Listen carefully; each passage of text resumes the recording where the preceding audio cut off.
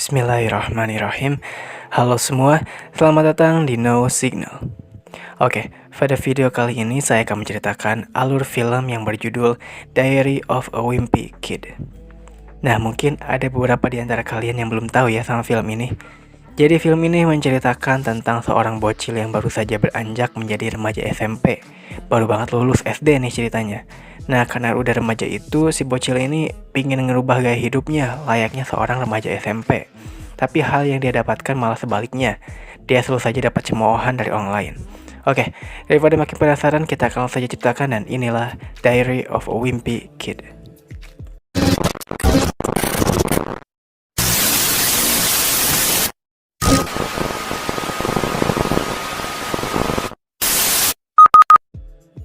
Film dibuka dengan dua bocil SD yang baru lulus bernama Greg dan Rowley sedang bermain lempar bola ke sepeda.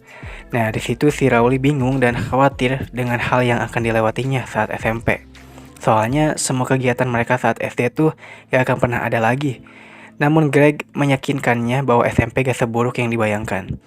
Nah, di situ juga ada orang lain bernama Fragley yang juga bakal masuk SMP tahun ini bareng mereka, seangkatan mereka tuh. Tapi Greg dan Rowley gak pernah main dengannya karena si Fragley itu aneh gitulah ya ceritanya. Habis itu si Greg pulang. Nah, pas di rumah dia makan bareng keluarganya. Di situ si ibu udah bikin kesepakatan sama ibu Rowley soal larangan main lempar bola ke sepeda itu karena bahaya banget, bisa ada yang terluka. Si Greg pun berbohong aja bahwa mereka tadi gak main hal itu. Terus si ibu nyuruh kakaknya bernama Roderick untuk memberikan kata-kata semangat ke si Greg. Soalnya si Roderick udah lulus dari SMP-nya kan. Udah sekarang jadi anak SMA si Roderick tuh. Roderick pun ngasih tahu kalau si Greg jangan pernah milih tempat duduk sembarangan karena bisa aja itu permanen. Terus jangan ke toilet yang gak nyaman dan gak boleh kena sentuhan keju. Yang dimana jika terkena sentuhan keju maka dia akan dijauhi oleh semua orang. Dengan hal itu, si Greg bukannya semangat, malah dia ketakutan. Jadinya si ibu menghibur Greg bahwa SMP gak seserem itu. Terus kalau bisa, si Rowley jangan sampai tahu tentang hal-hal tadi. Yang ada dia gak bakal tentang ke SMP selamanya. Karena Roderick merasa si Rowley itu beban bagi si Greg, jadinya Roderick menyuruh Greg untuk menjauhi si Rowley supaya dia gak nyusahin Greg kalau ada tugas SMP atau hal lainnya. Si Greg pun hanya diam aja. Abis itu dia main ke rumah Rowley. Greg pun kepikiran dengan kata-kata kakaknya itu. Jadinya dia kesel ke Rowley yang masih belum dewasa dan masih kekanak-kanakan, masih bocil gitulah sifatnya. Bahkan di kamarnya kayak anak kecil. Greg pingin si Rowley berubah jadi selayaknya remaja SMP. Tapi si Rowley bingung kenapa si Greg tiba-tiba nyuruh gitu. Nah, si Greg pun langsung mau ngasih tahu hal-hal buruk yang mungkin terjadi di SMP seperti kata kakaknya. Tapi dia ingat pesan mamahnya kalau si Rowley jangan sampai tahu soal itu, karena dia bakal ketakutan. Jadinya dia gak ngasih tahu dan meyakinkan Rowley bahwa SMP akan menyenangkan. Beberapa waktu kemudian mereka akhirnya masuk di hari pertama sebagai siswa baru SMP. Pas masuk gedung sekolah, mereka kaget banget karena banyak orang yang menurut mereka menakutin dan banyak juga yang dibully di sana. Rowley di sana mau menyerah aja gak mau sekolah, tapi si Greg meyakinkannya kalau semua bakal baik-baik aja. Ternyata jadwal masuk kelas mereka beda, jadinya si Greg harus berpisah dengan Rowley. Nah, pas masuk kelas, di sana ternyata dia sekelas sama si Fragley. Di kelas itu juga ternyata banyak banget yang suka ngebully. Kacau dah pokoknya buat si Greg tuh. Dia menyadari kalau di SMP tuh orang yang terkenal adalah orang yang followernya banyak di sosmed dan punya gaya rambut yang keren. Jadinya, biar dia gak terabaikan, dia harus pinter milih teman untuk berbaur. Jam istirahat pun tiba. Mereka di sana gak kebagian tempat duduk, karena yang boleh duduk hanyalah orang-orang yang keren dan terkenal. Jadinya, mereka makan di panggung. Pas bel kelas bunyi, si Rowley malah ngajak si Greg setelah pulang sekolah itu untuk main. Yang dimana kata main itu suatu hal yang memalukan untuk diucapkan di SMP. Jadinya si Greg ditertawakan karena dianggap masih bocil SD. Pas pulang sekolah si Greg kesel banget ke si Rowley karena hal tadi. Jadinya nanti kalau si Rowley mau ngajak main, harus diubah katanya. Jangan main, tapi nongkrong, bukan main lagi ya. Rowley pun mengerti. Beberapa minggu kemudian, hari Halloween akan berlangsung. Yang dimana jika anak SMP minta permen ke rumah-rumah orang itu adalah suatu hal yang memalukan. Tapi Greg pingin banget dapat permen saat Halloween. Jadinya, Greg menyuruh Rowley untuk memakai kostum Halloween yang jangan terlalu mencolok. karena dia takut ketahuan oleh teman SMP-nya kalau dia masih minta-minta permen. Malamnya, mereka mau berangkat. Tapi si Rowley malah pakai kostum bocil yang mencolok banget, sedangkan Greg pakai kostum ninja yang keren. Mereka juga di sana bakal bawa adik kecilnya si Greg untuk berkeliling. Lalu si ibu ngasih tahu kalau mereka gak boleh melewati jalan pintas, yaitu jalan ular. Katanya itu adalah jalan terlarang. Akhirnya mereka mulai minta-minta permen ke rumah-rumah warga. Tapi sayangnya si Greg kadang dikasih, kadang enggak. Karena melihat umur mereka yang remaja SMP, masa dikasih permen gitu kan. Jadinya dia memanfaatkan adik Greg untuk dapat banyak permen. Dan cara itu pun berhasil. Mereka jadi banyak permennya. Si Rowley pun udah kecapean. Tapi si Greg masih pingin permen dan pingin ke tempat rumah warga yang lebih jauh. Nah karena jauh itu, dia ingin pakai jalan pintas, yaitu jalan lewat jalan ular tadi yang dilarang oleh mamanya. Nah, tapi si Greg nakal aja gitu kan, malah pingin masuk lewat jalan situ. Di sana suasananya serem banget. Tiba-tiba mereka ketemu sama gerombolan, kita sebut preman aja ya. Nah, para preman itu mau malak permen mereka. Jadinya, daripada dipalak, mereka akhirnya kabur. Tentu saja si preman juga mengejar mereka. Nah, untungnya dari kejar-kejaran itu mereka berhasil lolos. Dan si preman, mobilnya jatuh ke sungai. Akhirnya mereka keluar dari jalan ular itu dan sampai deh di rumahnya si Greg. Tapi di situ mereka ketahuan mamanya Greg. Mamanya Greg dikasih tahu adik kecil Greg kalau mereka baru saja melewati jalan ular. Maka dari itu si Greg pun dihukum mamahnya gak boleh main PS selama seminggu. Jadinya sepulang sekolah untuk luangin waktu, si Greg dan Rowley main lempar bola ke sepeda lagi. Padahal kan udah dilarang gitu ya. Nah namun kali ini sayangnya dari permainan itu si Rowley menjadi korban jatuh dari sepeda karena menabrak bola yang dilempar Greg. Ternyata dari kecelakaan itu tangan Rowley patah. Sampai harus digips tuh biar tulang tangannya itu bisa bergeser jadi normal lagi. Greg pun merasa bersalah dengan itu dan meminta Rowley untuk berbohong ke mamahnya kalau itu bukan karena main lempar bola ke sepeda, tapi karena main kejar-kejaran terus jatuh. Abis itu si Greg menghiburnya dengan cara mengatakan kalau di SMP tuh hal semacam digips atau patah tulang itu tuh dianggap hal yang keren. Orang-orang bakal nulis tanda tangan mereka di gips itu. Dan Rowley harus berterima kasih ke Greg karena dia yang udah bikin si Rowley patah tulang sampai di gips dan akan terkenal di sekolah. Parah emang. Tiba-tiba percakapan mereka ditelepon ketahuan oleh ibunya Greg. Ibunya pun kecewa karena Greg telah membohongi ibunya. Bahkan menyuruh Rowley untuk membohongi orang tuanya juga soal penyebab patah tulang itu.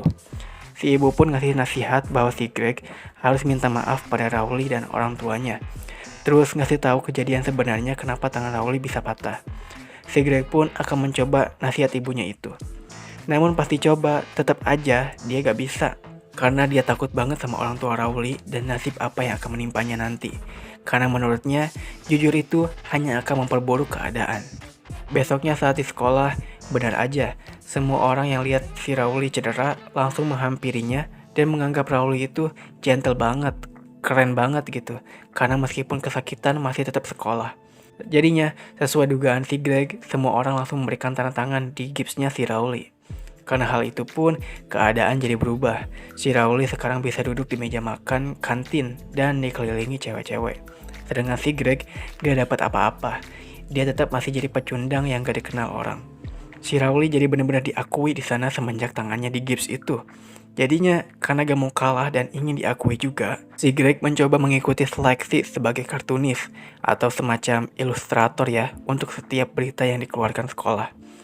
Nah di sana si Rowley sempat mau bantu si Greg, tapi karena si Greg masih marah ke Rowley, jadi dia mengusirnya. Sedangkan si Rowley juga bakal mengikuti seleksi sebagai kartunis itu. Dia pun akhirnya berhasil bikin komik dan mengumpulkannya. Seminggu kemudian, diumumkanlah siapa yang lolos seleksi. Ternyata yang lolos adalah si Greg. Greg pun seneng banget dengannya karena akhirnya orang-orang bakal mengakuinya. Benar aja, dia diakui, tapi sebagai peliharaan guru. Karena ternyata cerita komik yang dia bikin malah diubah dan menjadi komik yang gak disukai orang-orang. Karena gak tahan dengan cemoohan orang lain itu, jadinya seminggu kemudian dia berhenti sebagai kartunis. Dan penggantinya gak disangka-sangka, yaitu si Rowley. Yang mana komik si Rowley ini malah banyak disukai oleh orang-orang. Greg pun kesel ke si Rowley, karena semua hal yang Rowley dapatkan itu semua karena usahanya si Greg. mereka pun bertengkar di sana. Jadinya mereka musuhan dulu nih ceritanya. Dan si Rowley dengan cepat udah punya teman pengganti si Greg. Greg pun jadi nambah kesel liatnya. Jadinya dengan terpaksa dia juga bakal nyari teman baru. Dan teman baru itu ternyata si Fragley, si anak aneh. Dan benar aja, si Greg benar-benar kesel dan kesiksa bermain dengan tingkah aneh si Fragley ini. Besoknya pas pulang sekolah, si Rowley menemui si Greg. Kirain mau ngajak main bareng. Ternyata si Rowley malah mau ngambil barang yang ada di rumah si Greg dan akan bermain dengan teman barunya. Greg pun mulai marah padanya karena sikap dan tingkah laku si Rowley itu udah berubah semenjak dia di gips. Si Rowley juga langsung balik marah ke si Greg karena Greg yang katanya berubah duluan. Anak-anak lain yang lihat di situ malah menyangka kalau mereka mau gelut. Padahal mah mereka cuma debat aja. Mereka pun bingung harus bagaimana mengatasi situasi itu. Tiba-tiba di sana datanglah preman yang pernah mengejar mereka saat Halloween. Semuanya pun kaget dan lari, kecuali si Greg dan Rowley. Preman itu benar-benar pengen balas dendam atas kejadian sebelumnya pada mereka. Jadinya, preman itu menghukum mereka dengan cara harus makan keju busuk yang ada di lapangan itu. Nah, si Rowley duluan nih. Ternyata Rowley dengan serius memakan keju busuk itu. Kayak gak ada beban sama sekali. Nah, tapi pas giliran si Greg, pas dia mau makan kejunya, untungnya di sana ada guru yang berhasil membuat preman itu kabur dari sana. Jadinya si Greg selamat dari sentuhan keju itu. Mereka berdua pun selamat. Anak-anak pun berkumpul kembali. Abis itu, mereka menyadari kalau ada bagian yang hilang dari keju busuk itu. Awalnya semuanya menuduh Rowley yang makan, tapi tiba-tiba si Greg yang malah mengakui kalau dirinya lah yang makan keju busuk tadi. Semua orang pun kaget dan ketakutan yang membuat mereka kabur. Greg melakukan itu karena dia kasihan ke Rowley dan ingin melindunginya. Makanya dia melakukan itu. Nah, dari situlah hubungan si Greg dan si Rowley ini kembali membaik. Bahkan kehidupan si Greg yang dijuluki sentuhan keju itu tidak terlalu buruk baginya, karena orang-orang gak bakal ada yang mengganggunya. Sampai pada akhirnya dia bisa duduk di meja kantin sekolah. Kehidupannya benar-benar mulai membaik. Dia juga bilang kalau si Rowley membuat ulah yang merugikannya lagi, si Greg bakal ngasih tahu aja kalau si Rowley lah yang makan keju itu. Greg dan Rowley pun akhirnya kembali berteman dan film pun berakhir. Oke guys, jadi itulah alur cerita dari film Diary of a Wimpy Kid. Gimana, seru gak? Lumayan sih ya. Cerita yang dibawain tuh benar-benar standar banget. Yaitu sebuah film tentang anak yang nakal di sekolah barunya. Oh iya, kalau gak salah nanti ada film keduanya deh. Gak tahu tahun ini, gak tahu tahun depan. Pokoknya ada yang keduanya deh pokoknya tuh. Nanti saya cek lagi deh benar atau enggaknya ya. Semoga di film keduanya ceritanya bisa makin seru ya. Pesan yang bisa kita ambil dari film ini adalah kita harus menjadi orang baik yang selalu mendengarkan apa kata orang tua dan jangan membohongi mereka. Terus juga harus menjalin hubungan yang baik sama orang lain, apalagi dengan sahabat dari kecil. Terus kita juga harus jujur ya. Jujur itu penting banget.